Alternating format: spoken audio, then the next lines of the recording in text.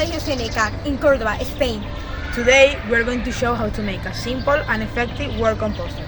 Vermicomposting is an easy way to recycle organic waste and to create natural fertilizer. Let's see how it works. Vermicomposting reduces waste, improves the soil structure, and helps maintaining the moisturizer. It is also an eco-friendly way to recycle kitchen scraps and reduce landfill waste. Our vermicomposter is very simple. It has two main parts. The top container holds the worms and the organic waste. This is where composting happens. The worms eat fruits, vegetable scraps, coffee grounds, and cardboards.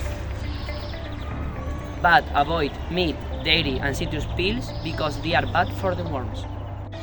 The second part is the lower container. It collects the liquid called leachate, which is rich in nutrients. This liquid can be diluted and used as fertilizer for plants. After 4 months, we get this high-quality compost for our garden.